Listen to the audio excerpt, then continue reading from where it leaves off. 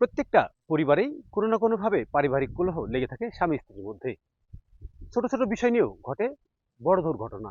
তেমন একটি ঘটনা ঘটেছে মেহেরপুর জেলার গাংনীতে। স্বামী স্ত্রীর মনোমালিন্যকে কেন্দ্র করে হয়ে গেছে ছাড়াছাড়ি অর্থাৎ তালাক। কিন্তু স্বামী স্ত্রী বর্তমান সময়ে বা বর্তমান পরিস্থিতিতে স্বামী অন্য জায়গায় বিয়ে করে নিজের মতো জীবনযাপন করছে, স্ত্রী আরেক জায়গায় বিয়ে করে স্বাভাবিক জীবনযাপন করছে। মাঝখানে ক্ষতিগ্রস্ত বা ক্ষতির মুখে পড়েছে একটি শিশু, যার নাম জোনাইদ ছদ্মনাম।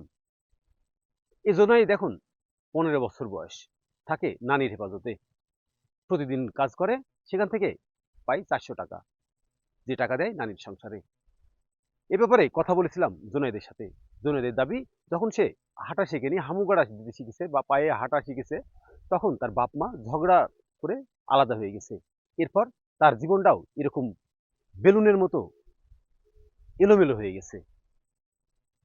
জুনাইদ ক্লাস 4 পর্যন্ত লেখাপড়া করেছে। যে বয়সে তার স্কুল বা লেখাপড়ার কথা, সেই বয়সে সে এখন অর্থ উপার্জনের জন্য বিভিন্ন জায়গায় ছুটছে। জুনাইদের কাছে জানতে চাইলে জুনাইদ জানান, বাবা মার সুখের জন্য কষ্ট এখন আমার।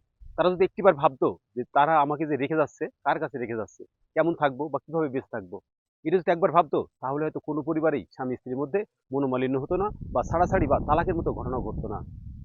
এখন থেকে প্রত্যেকের উচিত বা প্রত্যেকটা বাবা মার উচিত তার সন্তানকে রেখে অন্তত আলাদা হয়ে তালাকের মতো ঘটনায় যেন তারা না যায়। তাদের সুন্দর ভবিষ্যতের জন্য ক্ষতির মুখে পড়বে তাদের রেখে যাওয়া সন্তানরা। আমরা চাইবো প্রতিটা পরিবারই যেন ঝগড়া বিবাদ, ছোট ছোট যেসব ঘটনাগুলো ঘটবে স্বামী স্ত্রীর মধ্যে, সেগুলো যেন নিজেরাই মিটিয়ে নেয়।